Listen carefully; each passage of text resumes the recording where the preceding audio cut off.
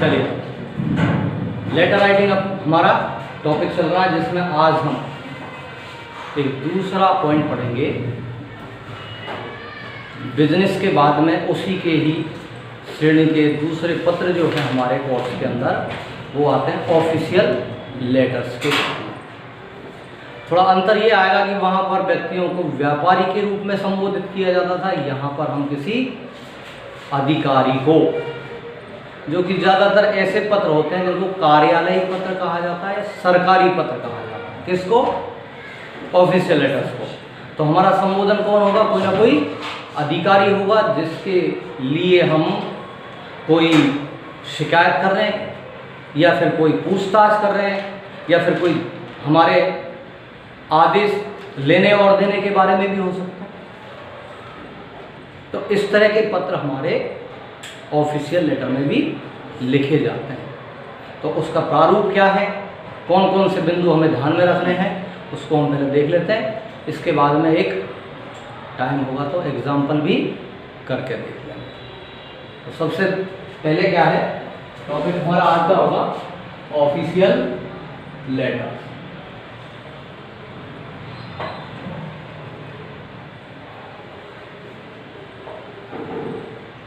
Official letter में पहला format का जो बिंदु होगा वो होगा आपका पहले की तरह ही सेल्फ एड्रेस का यूज किया जाता है, यानी सेंडर्स एड्रेस लिखते हैं।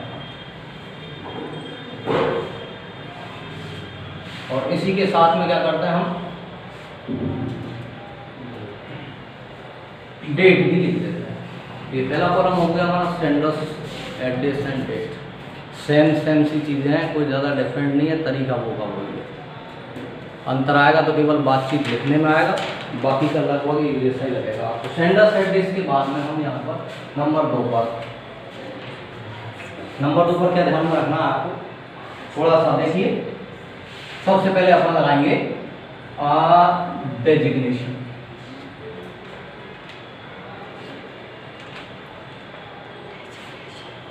डेजिग्नेशन का मतलब होता है पद। जिस अधिकारी को हम पत्र लिखेंगे, उस अधिकारी का पद क्या है। आपके क्वेश्चन में ऐसा लिखा रहता है, पद दिया हुआ रहता है।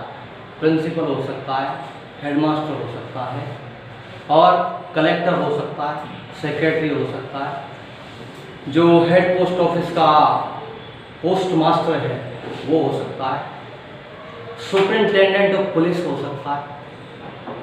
ये सारी चीज़ें पद के रूप में होती हैं। और पद चूंकि एक विशेष अधिकारी का होता है, इसलिए उस पद से पहले हम क्या करेंगे, लिखने से पहले किसका प्रयोग करते हैं? दा का प्रयोग करते हैं। क्या लगाएंगे उससे पहले? हम दा का प्रयोग करेंगे। कभी भी ऐसे नहीं लिखें डायरेक्ट प्रिंसिपल, गलत है। Headmaster, headmistress, collector, superintendent of police, head post master, इस तरह के शब्द आधे अधूरे लगते हैं। एक सम्मानीय और एक अधिकारी के रूप में जो व्यक्ति है वो विशेष पद का धारक होता है, इसलिए हम विशेष होने के नाते उससे पहले क्या लगा देते हैं? दा का प्रयोग कर देते हैं। ये याद रखना है। इसके बाद में इसका ऑफिस कौन सा है, उस ऑफिस का नाम लिखते हैं। कार्यालय का नाम आएगा, ध्यान रखें। पहले फर्म का नाम आता था, अब किसका नाम आएगा? कार्यालय का। और कार्यालय का नाम जहाँ पर स्थित है, उस स्थित जगह का भी हम नाम लिखते हैं। तो ये इसी के साथ जुड़ जाता है। 2 चीज़ें हो गई हमारी। पहला हो गया सेंडर्स एड्रेस, दूसरा हमारा ये जो है डेजिग्नेशन ऑफ ऑफिस के लिए लिख दिया जाता है। तीसरा जो टॉपिक है इसमें वो होता है हमारा सब्जेक्ट, विषय लिखते हैं। कोई भी शिकायत करनी है, कोई भी जानकारी हमें हासिल करनी है, उससे संबंधित हमारा विषय जो भी होगा वो इस सब्जेक्ट के रूप में लिखा जाएगा। ठीक। नंबर 4 पर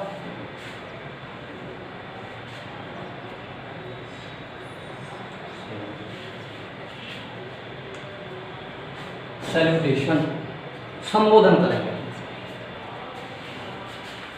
संबोधन में क्या होता है, ज़्यादातर ये जो ऑफिशियल लेटर लिखे जाते हैं वो अधिकतर तो ऐसा होता है कि हम स्कूल के लिए लिखते हैं। तो स्कूल में कौन रहता है?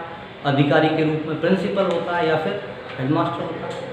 तो ऐसी स्थिति में जबकि हमारा सैल्यूटेशन किसी एजुकेशन डिपार्टमेंट से जुड़े हुए व्यक्ति के लिए है या अन्य किसी व्यक्ति के लिए है, तो सैल्यूटेशन के रूप में हम यहाँ पर सर अथवा मैडम का प्रयोग करते हैं। किसका प्रयोग करते हैं? सर अथवा मैडम का प्रयोग कर देते हैं। तो ये सैल्यूटेशन वाला आपका जो टॉपिक है वो चौथा हो जाएगा। इसके बाद में आता है पाँचवें नंबर पर हम जो भी हमारी बात है, जो शिकायत है, जिस लिए हम पत्र लिख रहे हैं, वो वार्तालाप कह दीजिए, उस सब के सबको हम इस चौथे के बाद में जो पॉइंट दिया होगा पाँचवा, उस पाँचवें में हम इसको, जिसको कि पत्र का मुख्य भाग कहते हैं, ये बॉडी कहलाता है। तो कई नामों से जानते हैं, तो बॉडी नाम भी दिया, चाहे इसको कम्युनिकेशन के लिए,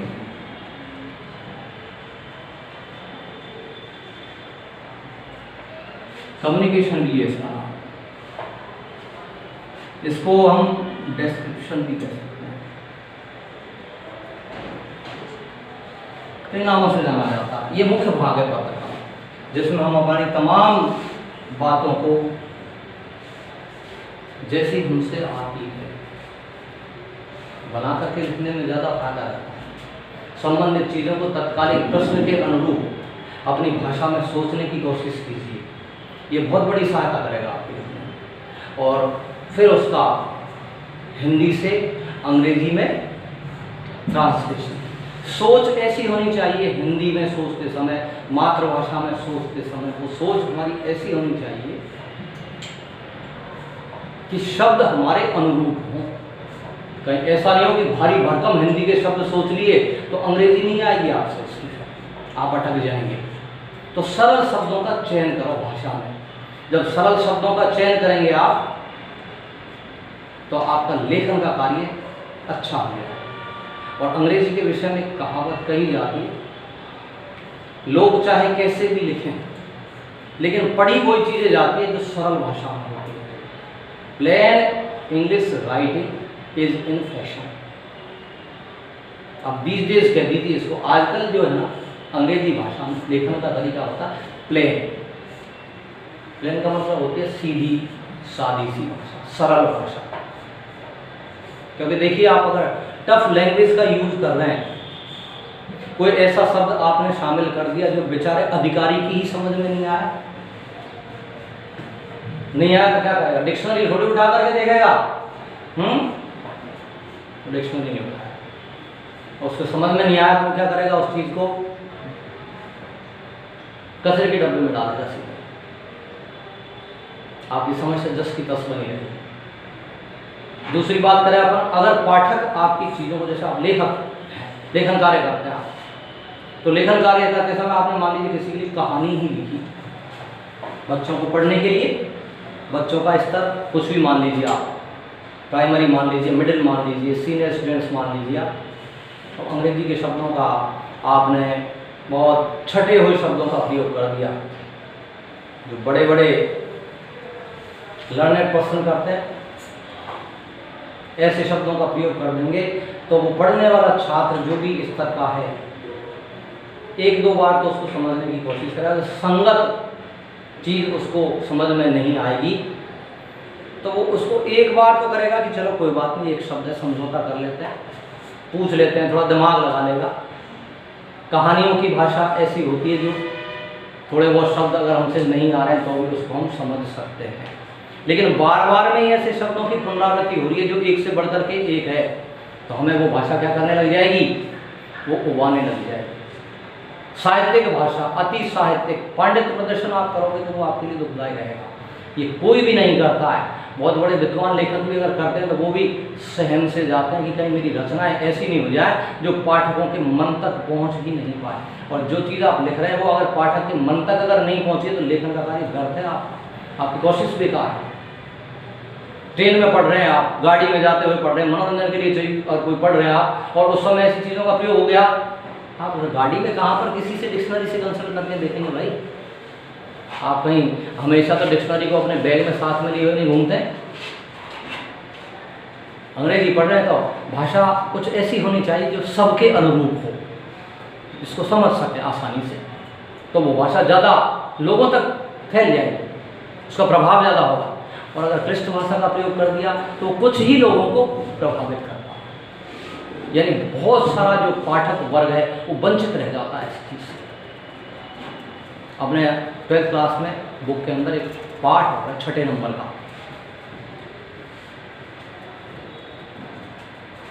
साहित्य के विषय पर अध्ययन के बारे में। इन रीडिंग है ना, वो वाला पाठ है ना, इन रीडिंग ऑन लिटरेचर दे रखा है।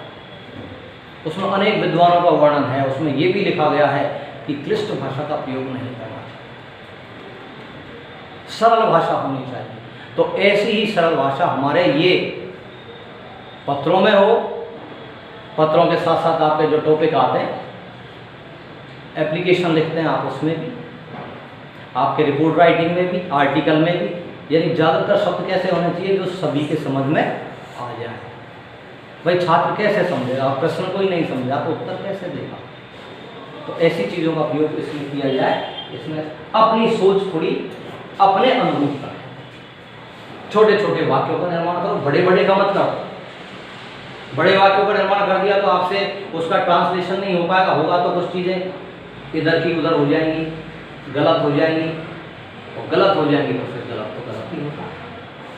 छोटे वाक्यों का प्रयोग करो, समस्याओं को हिंदी में समझने की कोशिश करो। मातृभाषा में ही सोच पाते हैं हम, कहें हम हिंदुस्तान के रहने वाले हैं, तो यहाँ के रहने वाले हैं, तो हमारी पहली सोच कौन सी भाषा में होगी? जो हमारी मातृभाषा है, उसमें हम सोचते हैं। फिर आगे हमारी सेकेंडरी लैंग्वेज का नंबर आता है। अंग्रेज क्या करते हैं? अंग्रेज अंग्रेजी में ही सोचते हैं, अंग्रेजी में लिख पाए, उनकी मातृभाषा इंग्लिश, हमारी मातृभाषा हिंदी। तो छोटी छोटी चीज़ों को सोचिए, उसी के अनुरूप अपनी कम्युनिकेशन को, अपना डिस्क्रिप्शन जो दे रहे हो उसको, या बॉडी जो बना रहे हो उसको उसी रूप में बढ़ाते हुए चले जाएंगे। इसके बाद में आता है 5वें के बाद में 6ठा, सब्सक्रिप्शन पर आ जाइए, समापन किया जाता है।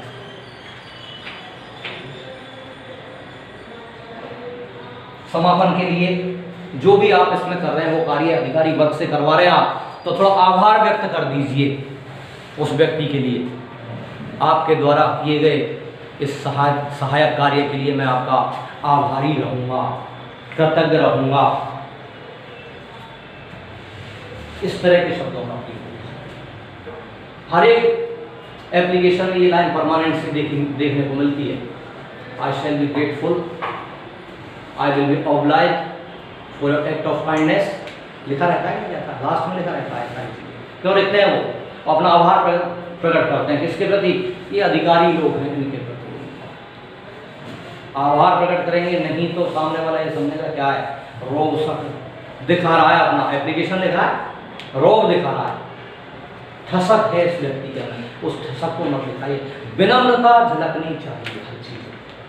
अगर विनम्रता नहीं है तो वो चीज़ें आपकी लेखनी में भी झलकेगी। फिर सीधे साधे गरम गरम से शब्दों का प्रयोग करोगे तो सामने वाला तुरंत समझ जाएगा कि मुझे डांट लगा रहा है, फटकार रहा है, अपमान कर रहा है मेरा, आपका कोई औचित्य नहीं हुआ। इस तरह से सब्सक्रिप्शन में एक लाइन लिख दी जाती है। इसके बाद में आप 7वें नंबर पर या सब्सक्रिप्शन के बाद में एक चीज और जोड़ दीजिए, अधिकारी वर्ग का लोग इस चीज का बहुत भूखा होता है। यहाँ पर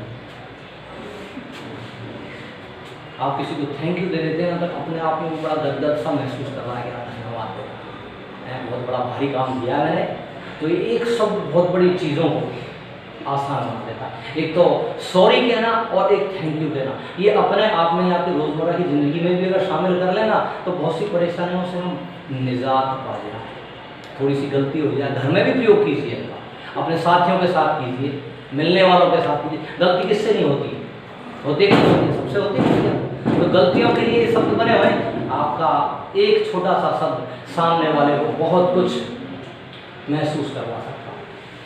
सामने वाला ये सोचेगा कि यार आपने ये सम्मान दे रहा, सॉरी कह रहा, इसका मतलब ये कि अपनी गलती को ये महसूस कर रहा, चलो इसको माफ़ कर दिया जाए। मन ही मन में अगर कहेंगे नहीं तो भी मन ही मन में तो थोड़ा सोचेंगे कि क्या बोल दिया मुझसे इसने, सॉरी बोल दिया।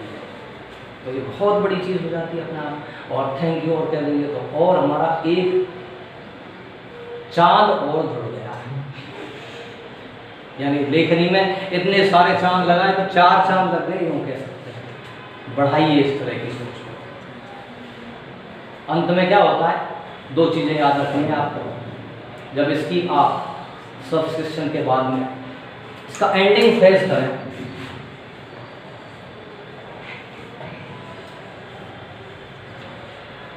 तो यहाँ पर 2 चीज़ों का ध्यान रखना है। ये जो आपका नंबर 2 है, यहाँ पर आपने ये ऑफिशियल लेटर किसको संबोधित किया है, उस संबोधन पर डिपेंड करता है आपका एंडिंग फ्रेज।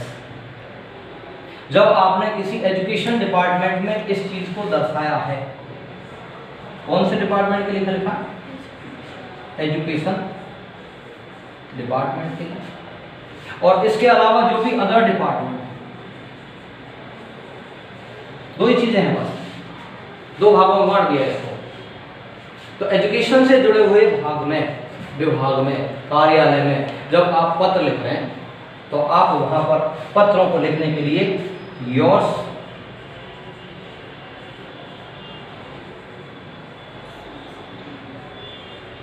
ऑबिडेंटली का यूज करें, और यहां पर आप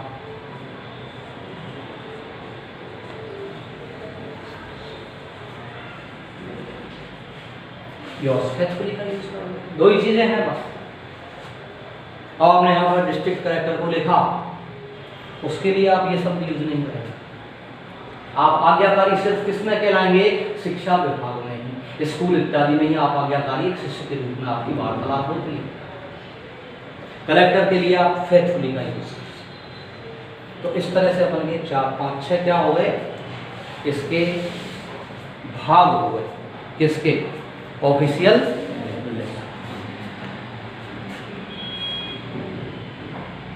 अब इसी से जुड़ा हुआ एक क्वेश्चन अपन लिख करके तैयार कर लेते हैं।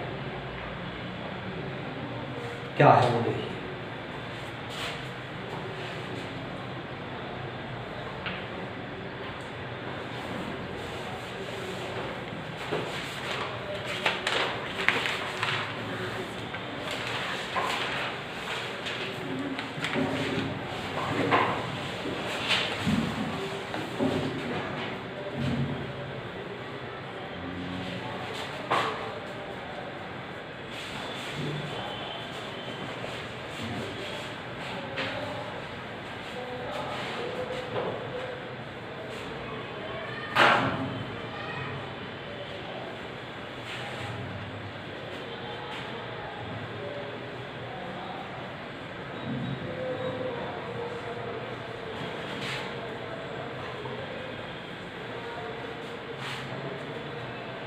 इस तरह का पत्र आप देख लीजिए। पहले क्या है, write a letter to the district collector complaining about frequent power failure.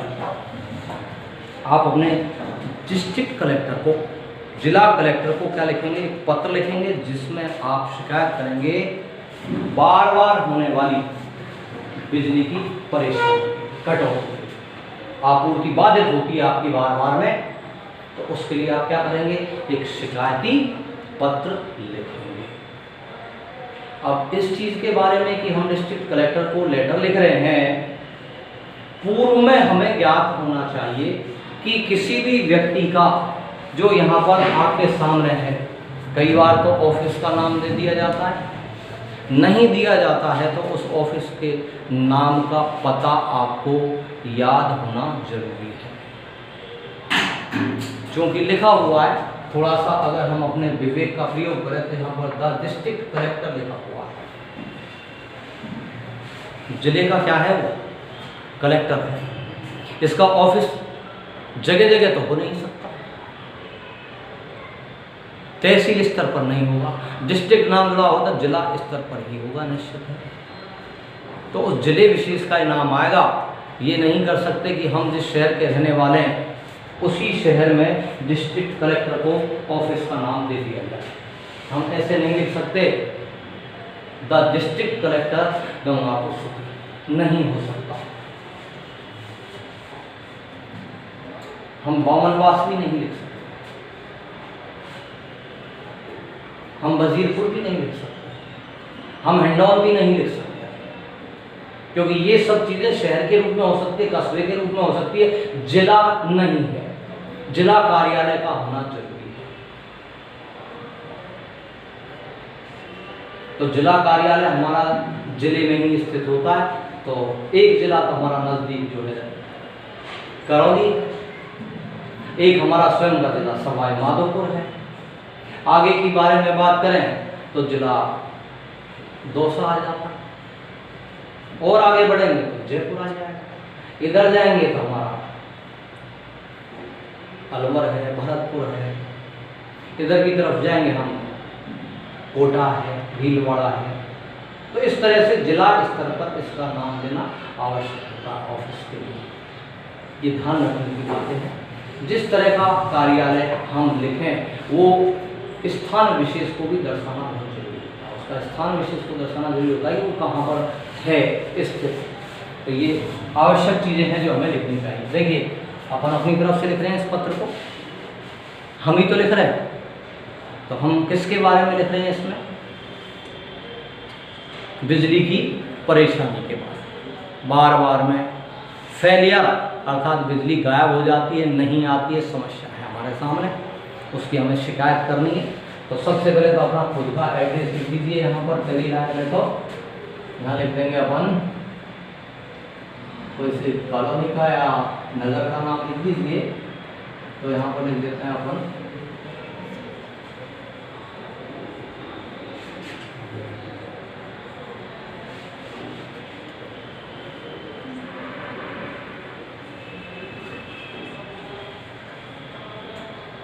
आज डेट हो गई हमारी 8।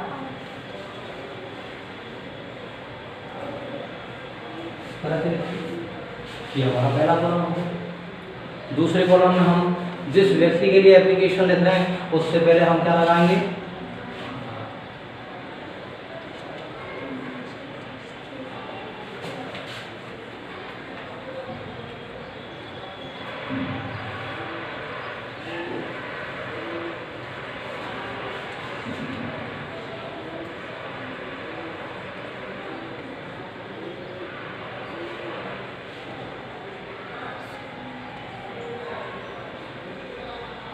इस तरह से हो गया।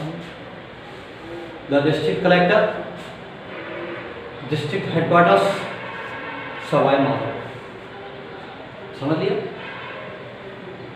क्या लग रहा है यहाँ पर? ये ध्यान रखना है विशेषता, हेडक्वार्टर नहीं होता, हेडक्वार्टर्स, इसी का उपयोग करना अगर आता है शब्द इस तरीके का। और डिस्ट्रिक्ट का नाम हमारा जो भी है वो लिख दिया। अब सब्जेक्ट की बारी आती है, यहाँ पर लिख देंगे हम सब्जेक्ट। इस तरह से लिख दो एप्लीकेशन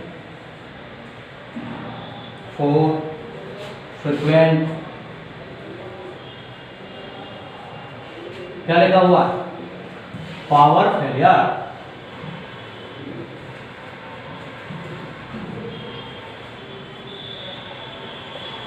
और स्टॉप लगा, ये हमारा विषय हो गया। अगर डिस्ट्रिक्ट कलेक्टर कोई महिला है तो मैडम का प्रयोग कर दीजिए, पुरुष है तो सर का प्रयोग कर दीजिए। सर, पत्रों में इस प्रकार की जो भाषा होती है, विद ड्यू रेस्पेक्ट या मोस्ट रेस्पेक्टफुली शब्दों से शुरू की जाती है। ध्यान रखें क्योंकि हम उसको शुरू में ही क्या प्रदर्शित करेंगे? सम्मान, निवेदन करेंगे उससे।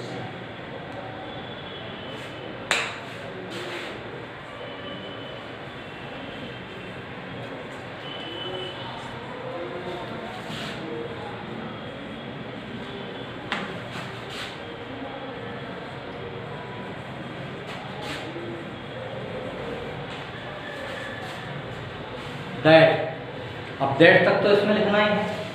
इसके बाद में आपका मेन जो उद्देश्य है वो जुड़ता हुआ आगे चला जाएगा। उद्देश्य क्या है हमारा? हमें बिजली नहीं आ रही है, परेशानी का सामना करना पड़ रहा है, तो क्या क्या परेशानियां आती हैं, उन परेशानियों को लिख करके आप किसके समक्ष लिखेंगे? उनको स्क्रैच करके सामने।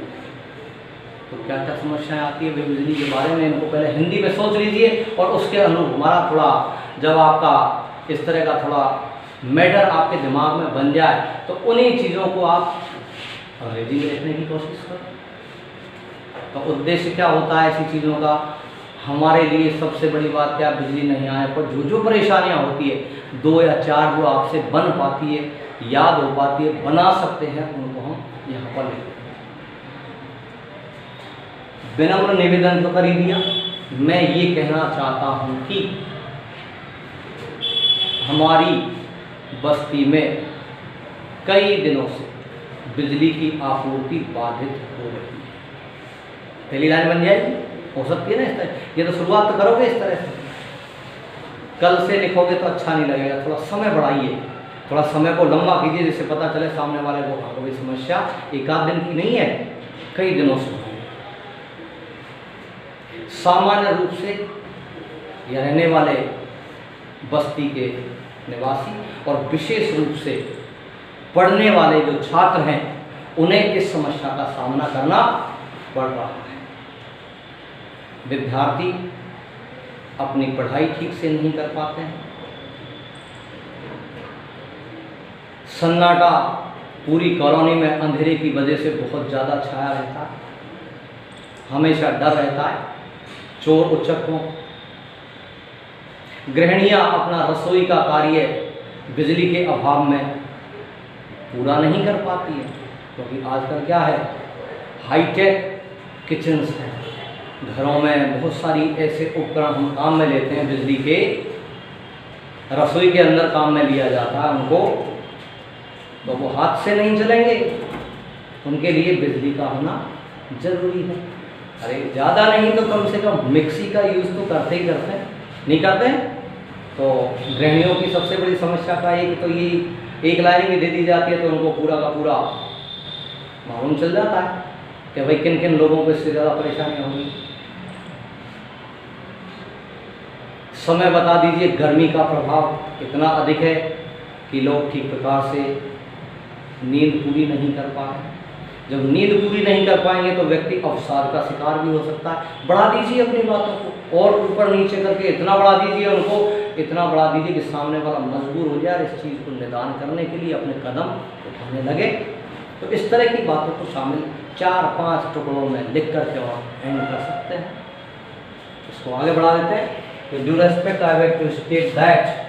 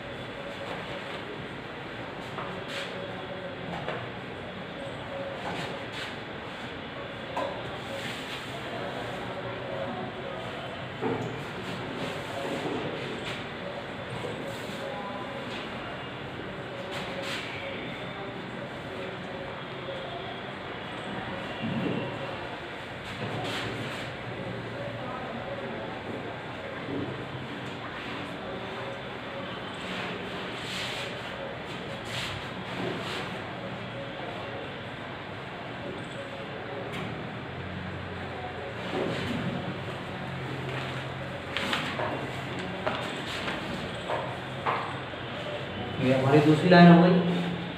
पढ़ दिया इसको से। With due respect, I beg to state that there is frequent power failure in our locality for many days.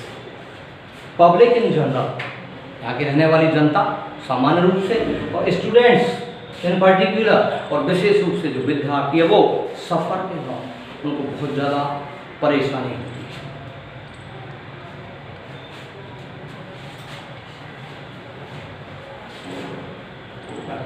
Question को बता दें, थोड़ा सा एडजस्ट हो जाएगा।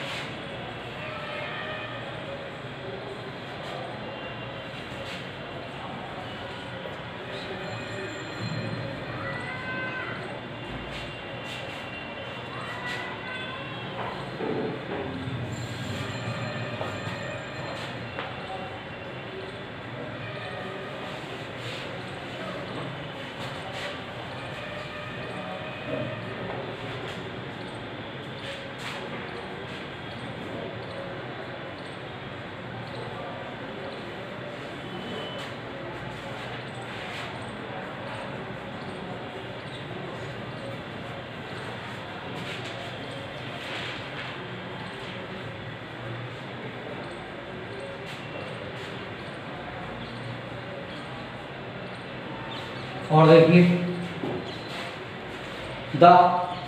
यहाँ पर देखिए the examination time is very near, परीक्षा का समय बहुत ज़्यादा नज़दीक है। And students are unable to study at night hours, और विद्यार्थी रात्रि के समय अध्ययन करने में असमर्थ हैं। हाउसवाइफ्स are also unable to complete their kitchen work without power supply, बिजली की आपूर्ति के बिना गृहिणियाँ भी अपने रसोई का कार्य पूरा नहीं कर पाती हैं। There is always danger of theft in the locality, बस्ती में हमेशा चोरी का खतरा बना हुआ रहता है। कितनी बातें हो गई, कितने कारण हो गए हमारे, गिनते जाइए, एक एक कारण को बढ़ाते जाइए, और इतना भी मत बढ़ाओ कि बहुत ज़्यादा बढ़ते बढ़ते पेज भरने लग जाए और औचित्य से दूर हट गया। जो मुख्य मुद्दे हैं उन्हीं की बात करें, और इसी बात को सामने प्रस्तुत करने में हमारी जो सहायता है वो ये एप्लीकेशन करेगी। मुद्दों को ही शामिल किया जाए, जो वास्तविकता है, जो लगे कि हाँ इन चीज़ों का तो भाई बहुत ही ज़्यादा जरूर पूरा होना मांगता है। लाइट से बहुत सारी चीज़ें हैं, विद्युत आपूर्ति के बिना तो मान लीजिए कि जीवन एक नारकीय बन जाने वाली हालत हो जाती है।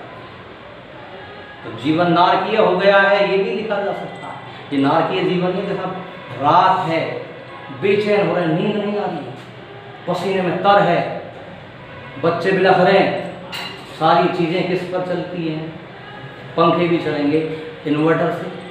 इन्वर्टर कितनी देर चलेगा किसी घर के अंदर, जितना लोड होगा उससे ज़्यादा नहीं चलेगा, 2 घंटे 3 घंटे की सप्लाई के बाद वो भी था। क्या करेगा ऐसी स्थिति में, बिजली का होना जरूरी है। तो ऐसे सवाल वहाँ नहीं उठाए जाए कि इन्वर्टर घर में है तो उनका प्रयोग कर ले, नहीं, हम तो सीधी सी बात ये बताएंगे कि बिजली हमें क्यों परेशान है, हमारे लिए सहायक चीज़ें क्या है उससे हमारा वास्ता नहीं है, हमें तो मुख्य मुद्दा बिजली का ही है। तो ऐसी चीज़ों का समावेश कीजिए।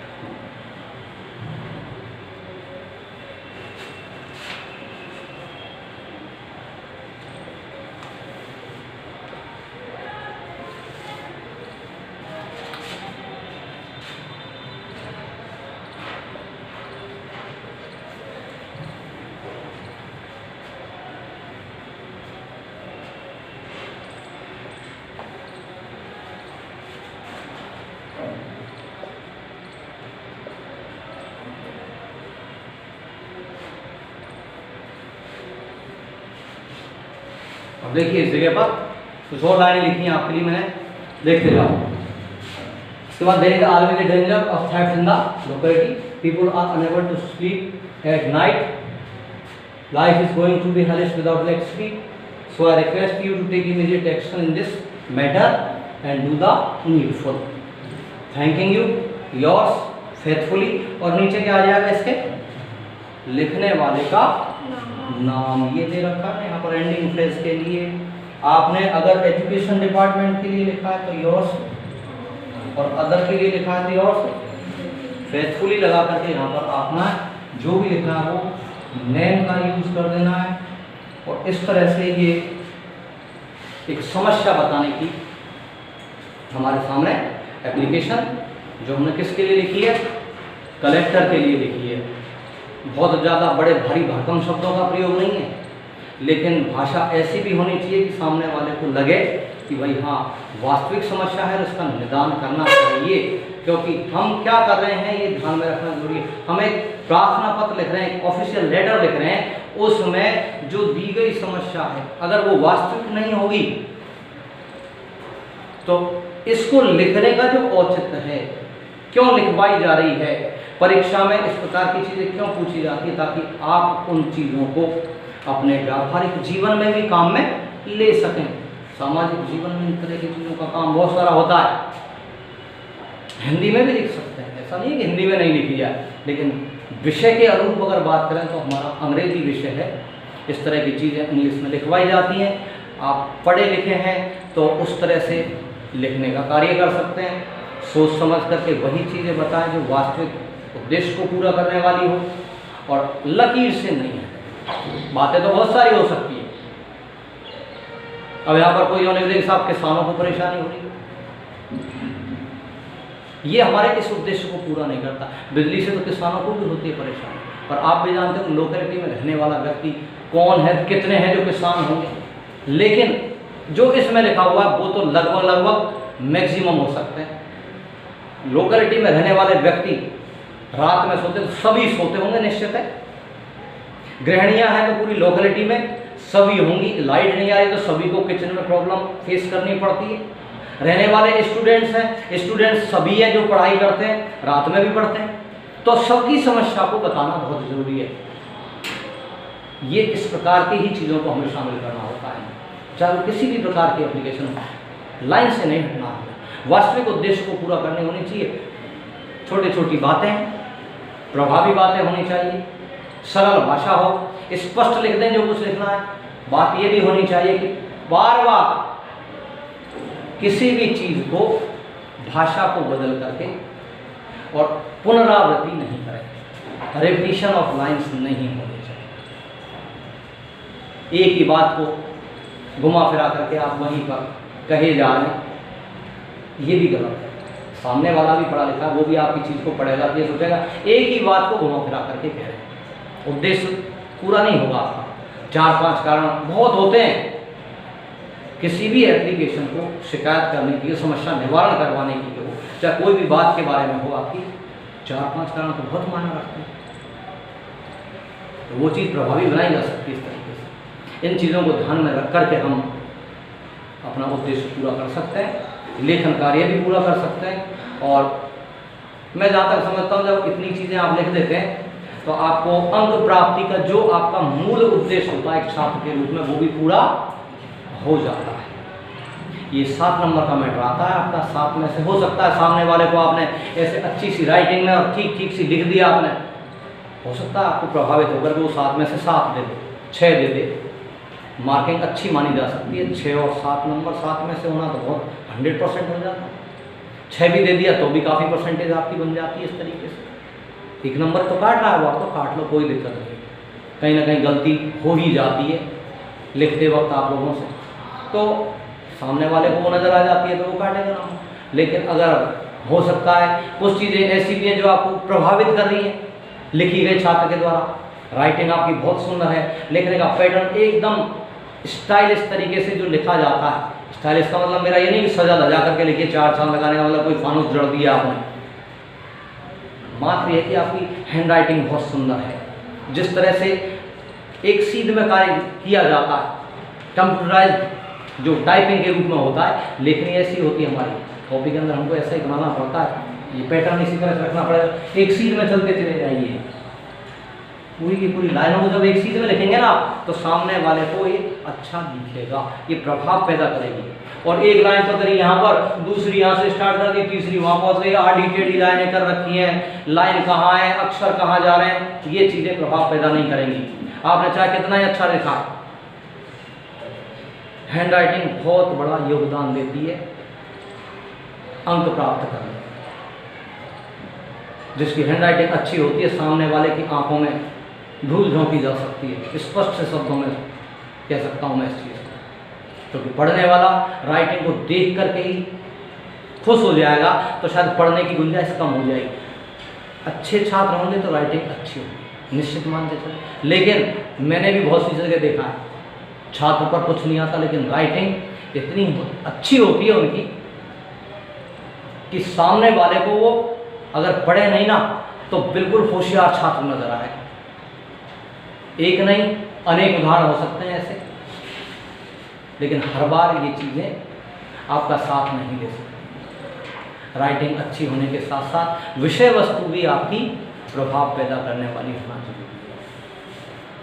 अगर आप राइटिंग के धनी हैं, लेखनी के धनी हैं, साथ के साथ आपका लिखने का तरीका अगर सही नहीं है तो राइटिंग आपका उद्देश्य पूरा नहीं करेगा। आप आड़ा टेढ़ा लिखते हैं, आपको यही पता नहीं है कहाँ पर कैपिटल लेटर्स का यूज़ किया जाता है, कहाँ फुल स्टॉप लगाने चाहिए।